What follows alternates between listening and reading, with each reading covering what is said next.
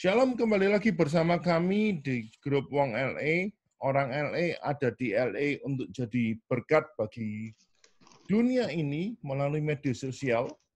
Jangan lupa subscribe sama like dan komen dari grup Wong LA ini untuk kami bisa membagikan informasi yang terbaru tentang kebenaran firman Tuhan, untuk bisa menguatkan kita ketika kita lemah, ketika kita tidak berdaya. Kami boleh membantu Bapak Ibu semuanya untuk memberkati, menjadi saluran berkat bagi setiap yang membutuhkan pengertian tentang membaca kitab setiap hari.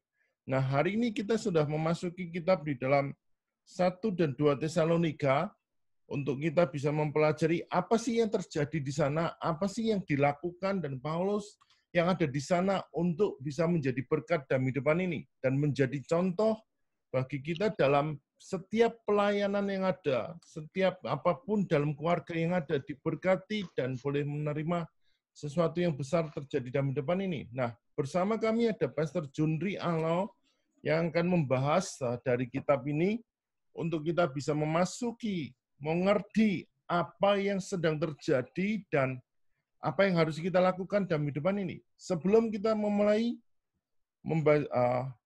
membahas kitab ini, mari sama-sama kita berdoa terlebih dahulu. Tuhan yang ajaib, terima kasih buat anugerah-Mu, terima kasih buat waktu yang Tuhan berikan dalam kehidupan kami. Kami akan membahas kitab 1 dan 2 Tesalonika, Tuhan.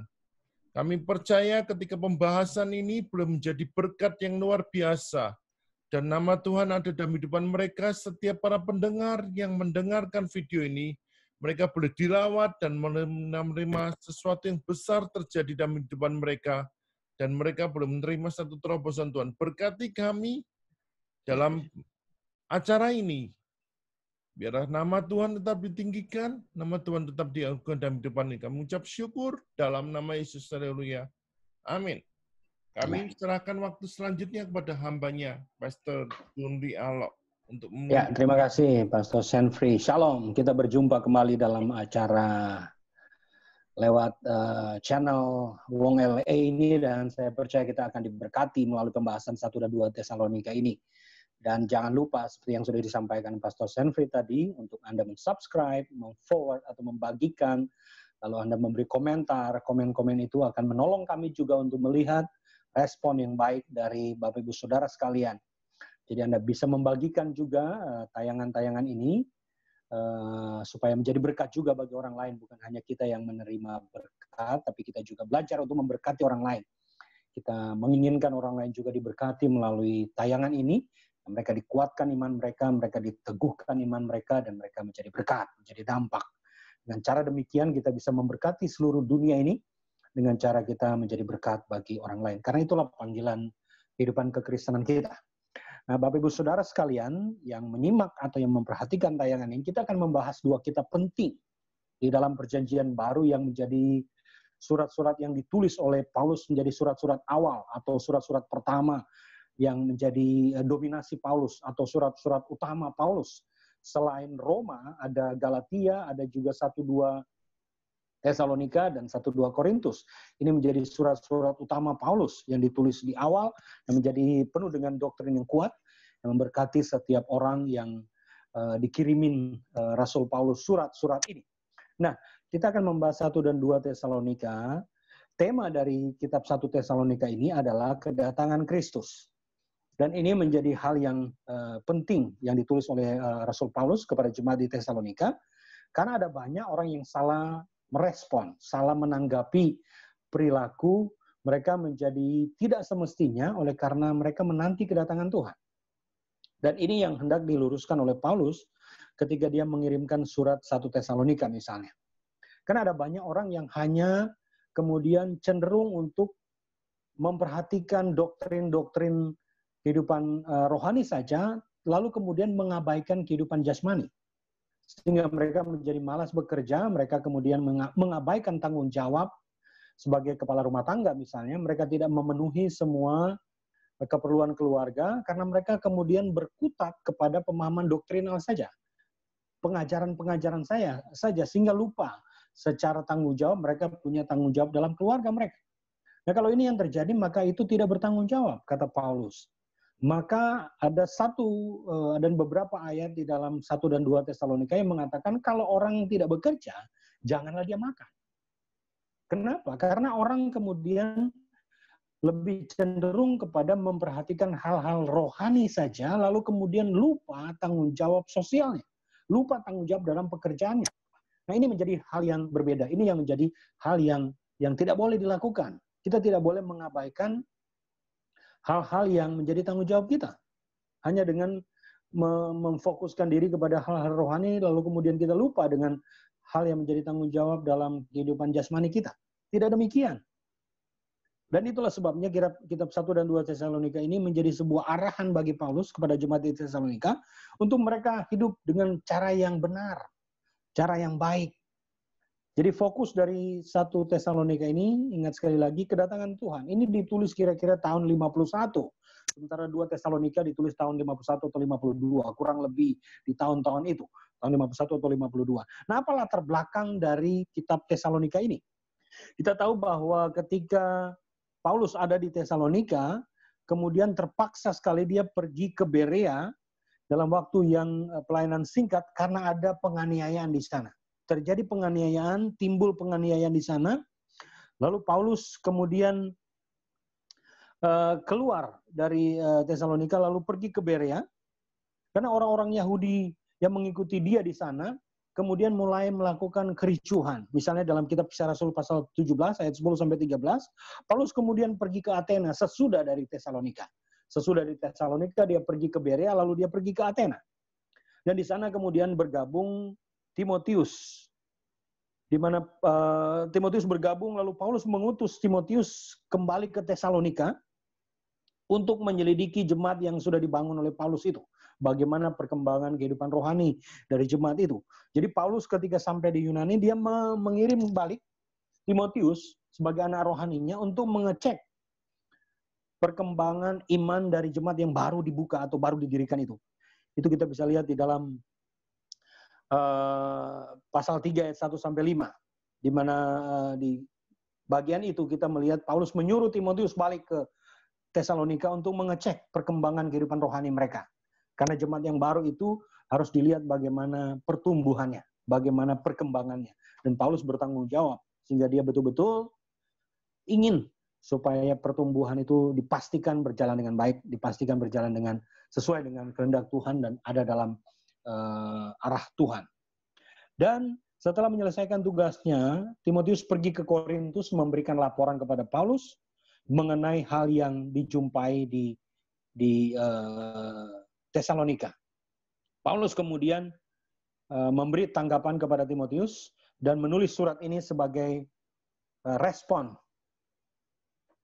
bagaimana Paulus melihat dan menyikapi laporan dari Timotius ketika dia yang diutus oleh Paulus kembali ke Tesalonika dan Timotius memberikan laporan, lalu Paulus memberikan surat yang kita kenal dengan surat 1 Tesalonika. Nah, apa tujuan dari kitab 1 Tesalonika? Misalnya, ada beberapa hal yang menjadi tujuan dari Paulus menulis surat 1 Tesalonika. Minimal ada 3. Ada 3 hal penting yang ditulis oleh Paulus ketika dia meninggalkan Tesalonika, karena terjadi penganiayaan di sana, sehingga jemaat yang baru bertobat itu, baru didirikan itu, sedikit menerima pengajaran dan pendidikan mengenai kehidupan Kristen.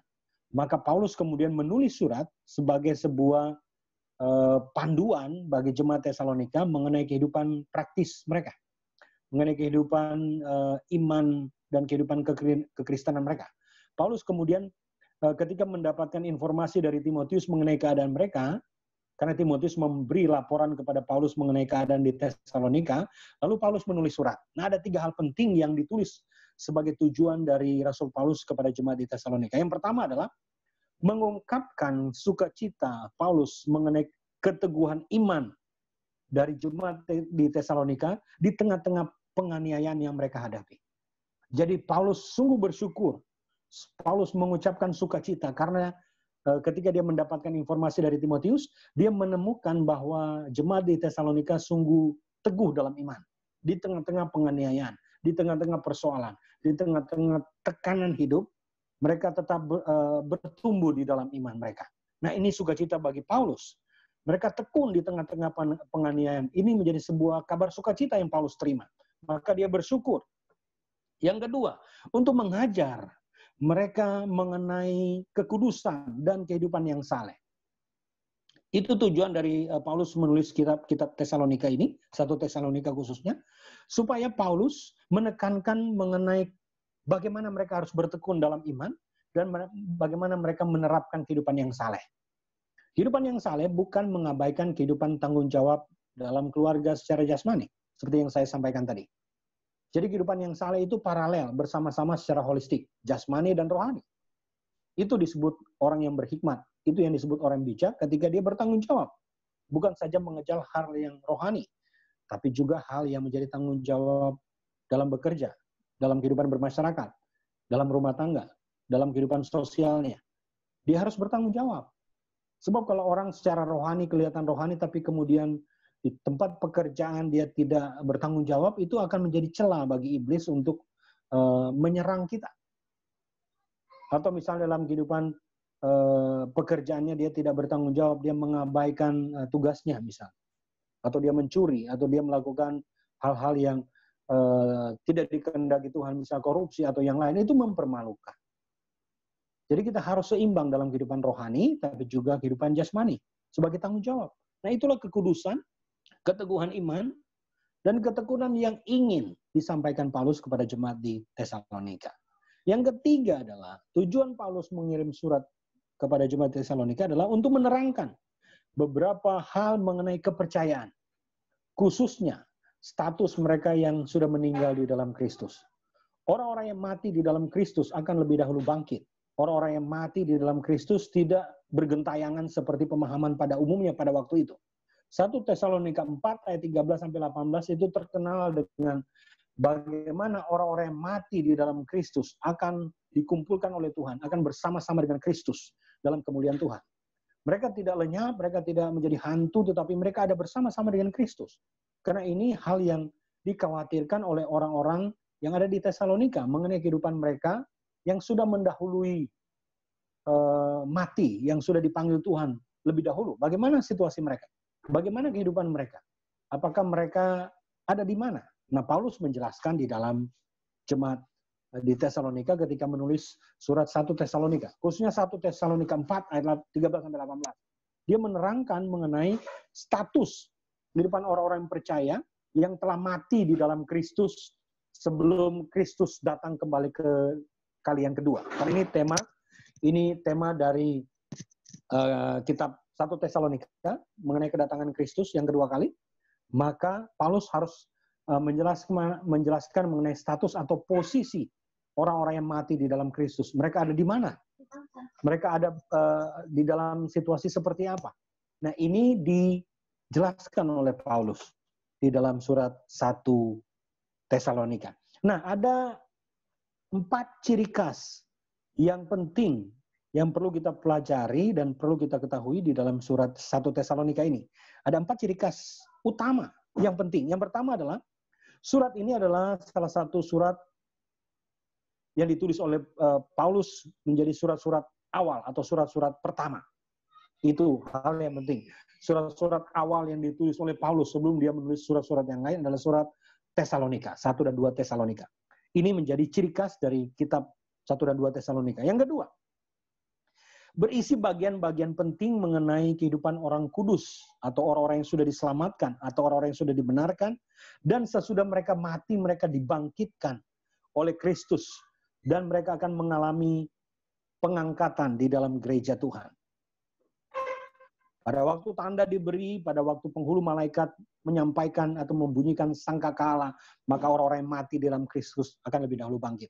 Sesudah itu kita yang masih hidup akan diubahkan di dalam kehidupan rohani kita. Kita akan memiliki kehidupan yang baru, kehidupan rohani yang baru. Ketika kita ada di dalam Kristus, kita akan menjadi manusia rohani yang baru yang kemudian diangkat, rapture bersama-sama dengan Tuhan. Itu ciri khas yang ditulis oleh Paulus dalam kitab 1 Tesalonika. Yang ketiga, kelima pasal dalam kitab 1 Tesalonika ini memberi petunjuk mengenai kedatangan Kristus. ciri dan tanda-tanda kedatangan Kristus. Dan artinya bagi orang-orang percaya. Maka kita harus bersiap-siap. Karena Kristus datang seperti pencuri, tidak memberitahu, dia datang secara tiba-tiba, sekonyong-konyong.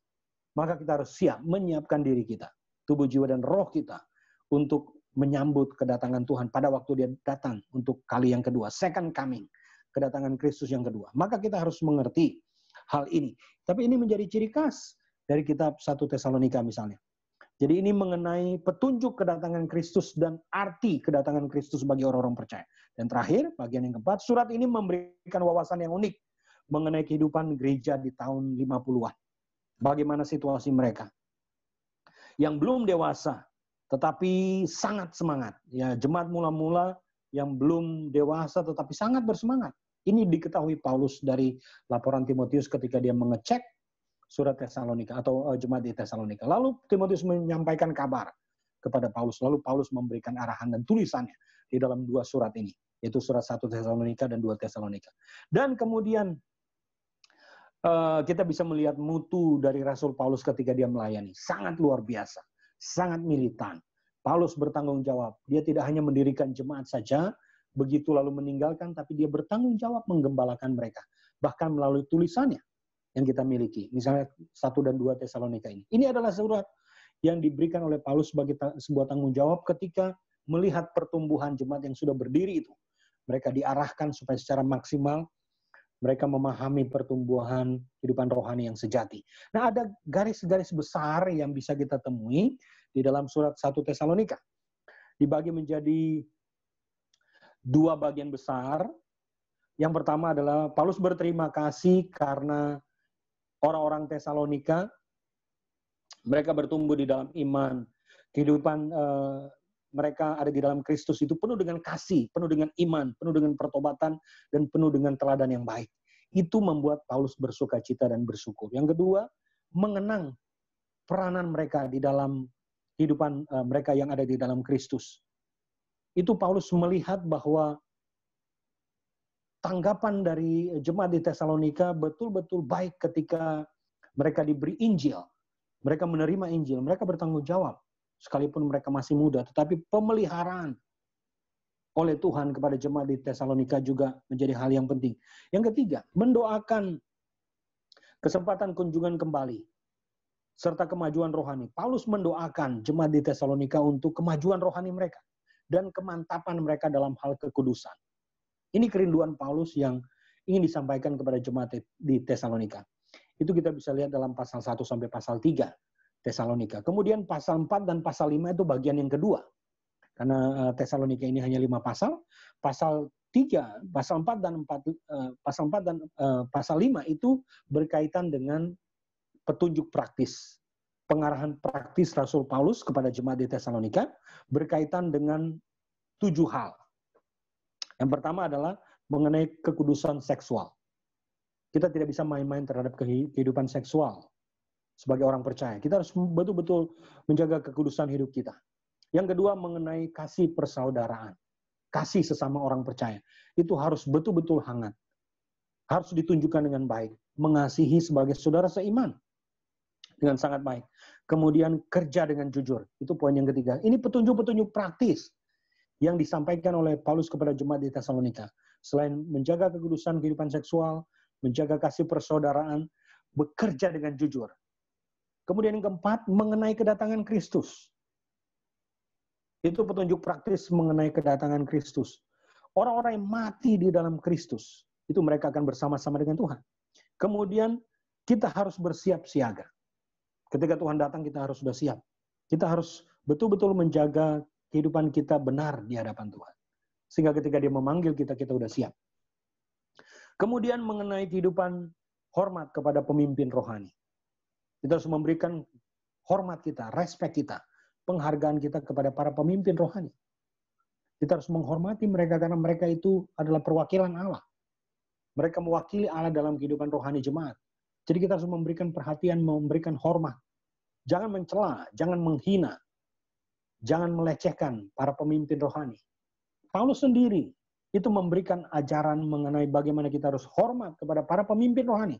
Misalnya kita lihat dalam 1 Tesalonika 5 ayat 12-13. Mari kita lihat 1 Tesalonika 5 ayat 12-13. Bagaimana kita harus menghormati para pemimpin rohani. 1 Tesalonika 5 ayat 12 dan 13. Saya baca buat kita semua. Demikian firman Tuhan. Kami minta kepadamu saudara-saudara, supaya kamu menghormati mereka yang bekerja keras di antara kamu, yang memimpin kamu dalam Tuhan, dan yang menegur kami. Jadi ingat baik-baik, Paulus menasihatkan jemaat di Tesalonika untuk menghormati mereka yang bekerja keras di antara kamu, yang memimpin kamu dalam Tuhan, dan yang menegur kamu. Itu para pemimpin rohani. Dan supaya kamu sungguh-sungguh menjunjung mereka dalam kasih karena pekerjaan mereka. Hiduplah selalu dalam damai sejahtera seorang akan yang lain. Jadi Paulus memberikan nasihat kepada jemaat di Tesalonika untuk menghormati pemimpin rohani mereka. Untuk menghormati para spiritual leader kita, para pemimpin rohani kita. Kemudian yang keenam adalah bagaimana kehidupan Kristen secara praktis itu dianjurkan oleh Paulus untuk dilakukan. Itu ada di 1 Tesalonika 5 ayat 14-18. Ini luar biasa. Paulus memberikan cara bagaimana kita harus bersikap dalam kehidupan rohani kita. Dan yang terakhir adalah pengenalan rohani. Kita harus betul-betul menjadi orang yang bertumbuh secara rohani. Kehidupan rohani kita bertumbuh menjadi dewasa. Bukan di dalam kitab Ibrani itu, atau di dalam kitab Korintus misalnya, orang-orang rohani itu adalah orang-orang yang makan makanan yang keras. Bukan seperti bayi yang makan makanan lembut seperti bubur. Tetapi makanan-makanan keras. Tidak mudah tersinggung, tidak mudah sakit hati, tapi disiapkan hatinya. Menjadi orang-orang yang tahan mentalnya, tahan spiritualnya, ketika menghadapi tantangan apapun dalam kehidupan setiap kita sebagai orang Kristen. Kita harus bertumbuh secara rohani. Dalam kehidupan rohani kita harus terus maju, karena kita dipanggil oleh Tuhan untuk terus bertanggung jawab atas kehidupan ini sampai pada Tuhan memanggil kita. Yang kedua adalah kitab 2 Tesalonika. Ini juga sebuah nasihat Paulus yang luar biasa. Ini berisi 3 pasal saja dan memiliki tujuan bahwa ketika Paulus menulis surat 2 Tesalonika ini, dia menghibur orang-orang percaya di Tesalonika ketika mereka sedang dianiaya. Ketika mereka mengalami penganiayaan. Paulus menghibur mereka. Tuhan menguatkan mereka yang ada dalam situasi yang sulit. Di tengah-tengah penganiayaan memang sulit sekali bersyukur, bukan? Tapi Paulus menguatkan jemaat Tuhan di Tesalonika untuk terus bertahan, terus setia kepada Tuhan di tengah-tengah hal yang berat yang barangkali mereka hadapi. Yang kedua, menasihatkan mereka untuk berdisiplin dan bekerja ketika mencari nafkah itu dengan baik. Bekerja bertanggung jawab. Tidak mengabaikan keluarga, rumah tangga, istri, anak-anak. Tidak mengabaikan mereka. Tapi secara bertanggung jawab ketika dia mencari nafkah. Yang ketiga, memperbaiki kepercayaan yang keliru tentang akhir zaman yang berkaitan dengan hari-hari Tuhan. Di kitab 2 Tesalonika, Paulus meluruskan pemahaman yang keliru mengenai doktrin akhir zaman atau eskatologi. Sekarang juga marak hal-hal yang terjadi berkaitan dengan hal-hal berkaitan dengan akhir zaman atau eskatologi. Ada banyak kemudian cara orang merespon. Ada yang sudah menentukan tanggal kedatangan Tuhan, menentukan hari kedatangan Tuhan, lalu enggak terjadi. Ada beberapa aliran yang kemudian sudah dengan sangat pasti, mereka mengatakan tanggal sekian, hari sekian, Tuhan akan datang. Ditunggu-tunggu enggak datang Tuhan. Yang datang polisi tangkap mereka. Ini ada kejadian di Bandung, orang-orang berkumpul di sawah, orang-orang berkumpul berdoa di sawah, di tempat harusnya ditanam padi, tapi kemudian ada orang-orang Kristen dalam aliran tertentu kumpul di situ. Mereka berkata bahwa pada hari ini Tuhan akan datang. Ternyata Tuhan nggak datang-datang. Yang datang itu polisi dengan truk, angkat mereka.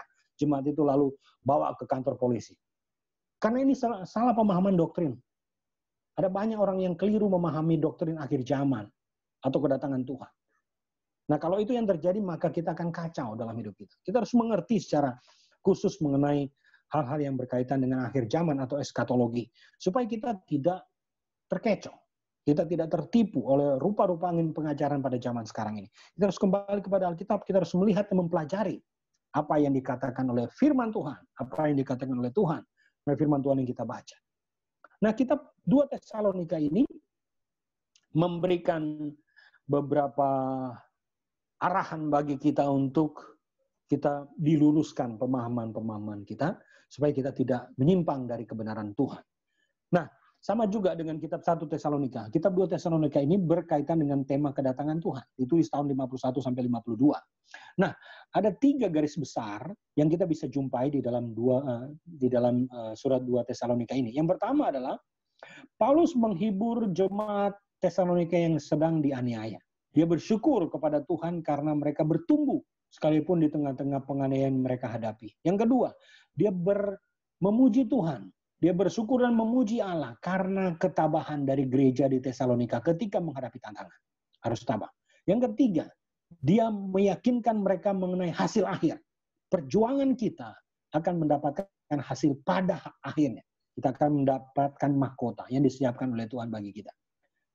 Yang keempat, Paulus berdoa kepada jemaat di Tesalonika, khususnya 2 Tesalonika, supaya mereka tetap terus teguh, bertahan, dan tetap menjalankan iman mereka sesuai dengan panggilan Tuhan atas mereka. Tetap mendoakan. Ini kekuatan iman dari setiap orang percaya. Tetap terus berdoa. Apapun yang terjadi, berdoalah senantiasa. Orang-orang yang berdoa itu akan bertahan sampai pada kesudahan. Kita punya disiplin. Kita harus membangun sebuah disiplin. Kita nggak bisa sembarangan di hidup ini. Kita harus berdisiplin sehingga kita diberkati oleh Tuhan. Nah, garis besar dari surat 1 dan 2 Tesalonika ini sungguh sangat menarik dan luar biasa. Kalau kita meneliti ayat per ayat, pasal per pasal dari bagian ini, kita akan sangat diberkati.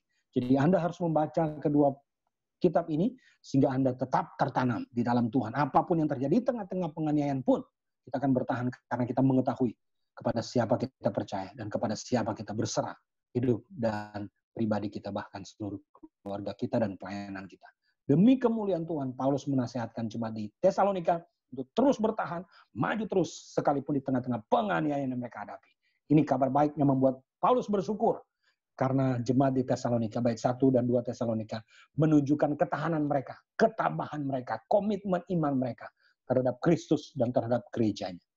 Tuhan memberkati kita. Shalom. Terima kasih buat waktu yang sudah diberikan melalui hambanya. Satu hal yang saya tangkap di akhir-akhir pembicaraan dari hambanya, ada satu kalimat yang saya bisa share bahwa bertahanlah di tengah penderitaan, di mana Paulus mengajarkan kepada kita ketika menghadapi penderitaan di Tesalonika, dia mengajarkan untuk tetap sukacita, tetap bertahan, dan tetap andalkan Tuhan. Karena Tuhan yang punya, Tuhan yang berikan dalam kehidupan kita, dan Tuhan yang memberkati setiap kehidupan kita untuk kita bisa mengalami sesuatu yang besar terjadi dalam kehidupan ini. Melalui kitab ini kita boleh mengerti apa yang harus Tuhan kerjakan dalam kehidupan kita, dan tetaplah bersukacita, tetaplah andalkan Tuhan, tetaplah berdoa karena Tuhan yang akan memberikan semuanya dalam kehidupan kita. Ketika kita andalkan Tuhan, maka Tuhanlah yang akan memberikan jawaban dari setiap hal yang terjadi dalam kehidupan ini. Dan biarlah kita terus berdoa, tetap percaya Tuhan yang memberikan semuanya dalam kehidupan ini. Ada yang perlu tambahkan lagi, Pak? Ya, cukup. Cukup? Kita tutup dalam doa. Ya. Terima kasih Tuhan buat kami boleh membahas kitab 1 dan 2 Tesalonika ini. Kami boleh mengambil sesuatu kesimpulan di dalam kondisi apapun. Tetaplah berdoa dan percaya bahwa Tuhan yang akan memberikan semuanya dalam kehidupan kita. Ketika kita percaya Tuhan, Tuhan akan menguatkan kita dan Tuhan akan memberkati setiap langkah dalam kehidupan kami, Tuhan. Kami berdoa setiap pendengar yang ada, Tuhan, mereka boleh diberkati, mereka boleh tetap percaya, mereka boleh tetap bertahan dalam situasi sesulit apapun. Mereka boleh tetap mengandalkan Tuhan. Kami mengucap syukur buat waktu yang ada ini, Tuhan. Karena kami boleh diberkati, dan kami boleh menerima sesuatu yang besar karena kami sudah mengorbankan hidup kami sepenuhnya buat Tuhan. Dan Tuhan memberikan semuanya dalam kehidupan ini. Kami mengucap syukur buat hari ini. Hanya di dalam nama Yesus, haleluya. Amin. Amin. Luar biasa.